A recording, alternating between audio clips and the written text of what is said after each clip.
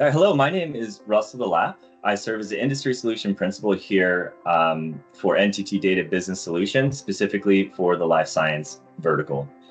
Today, we're here to talk about how to unlock advanced technologies like AI, machine learning, robotic process automation, and even LLMs in your organization. So to begin, you may or may not have heard of terms like Industry 4.0, Pharma 4.0, or even Life Science 4.0. And so to start with understanding what those are the fourth industrial revolution. And to really understand where we are today, let's talk about the third industrial revolution, which was the introduction of computers into your organization and facilities and factories, being able to produce more in a more precise way and control the equipment in more of an effective and efficient manner. And as we moved on, we're evolving into this state of interconnectivity, and that's the fourth revolution. And we're able to leverage those advanced technologies that we mentioned before, because that interconnected data is providing with a lot more information to optimize some of the advanced technologies. We're going to talk about the differences of Industry 4.0, Pharma 4.0, and even Life Sciences 4.0. And what the primary difference is in Pharma 4.0 versus other industries is an emphasis of data quality and making sure that that's done in a GXP way. So that way we can audit and validate the process in which we're gathering the data and ultimately normalize the data for use of these advanced technologies. So what we're seeing with our customers as they journey from a paper-based system into this Pharma 4.0 is there's a lot of data. So there's hundreds or thousands of sensors feeding us information every minute or 10 times a minute. Or we're using large files like genomic sequences that can take up to 100 megabytes per file.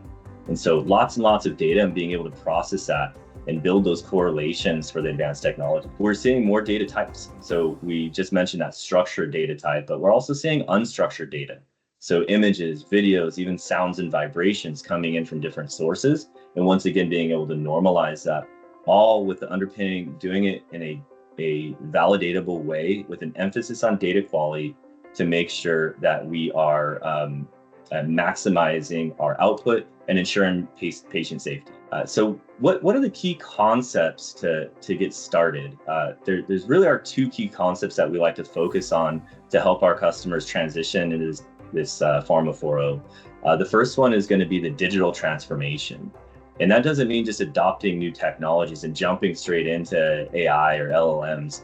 It's really to focus on the holistic approach, because traditionally life science customers are very siloed in their data. They might have separate data collection systems for the warehouse or LIMS system or ERPs or other external factors like your document management solution. So being able to break down those silos and look at it from a holistic approach, getting all the data in one spot to maximize the use of those advanced technologies.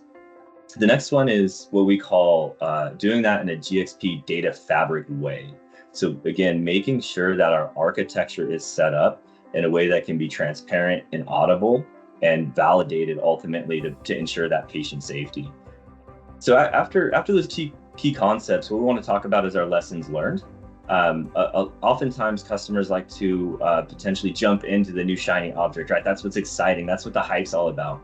But we need to make sure that we put the emphasis on that data architecture that we just talked about, as well as that emphasis on data quality. Again, that needs to be validated if we're going to trust the outcomes that the advanced technologies are providing to us with AI and suggestions that they're making, being able to incorporate that into our operations, being able to make sure that we have that trust and foundation in place is of paramount importance. Some of the benefits of making this investment into the Pharma 4.0 space is really around improved product quality and patient safety. So we talked a little bit about the use of LLMs earlier. So being able to interact with your data and ask for example, the operating specs for this specific batch or this specific equipment, and ensuring that you're always getting the most up-to-date version rather than relying on a printout that might have been printed out weeks ago and something might have been changed between now and then before the operator is actually performing that execution. We're seeing more agility and flexibility. Being able to produce in smaller batches or personalized medicine without significantly retooling our machines is a huge advantage in using this holistic data set.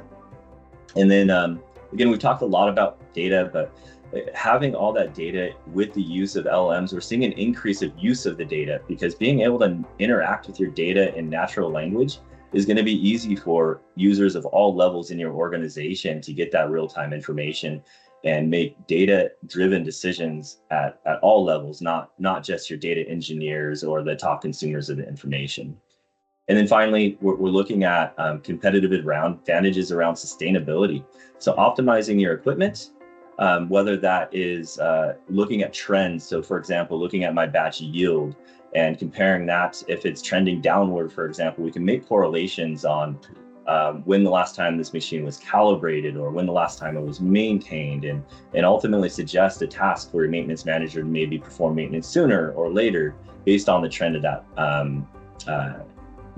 batch and that yield. So in closing, I hope you found this information useful. Thank you so much for watching. Please reach out if we can help or answer any questions in any way.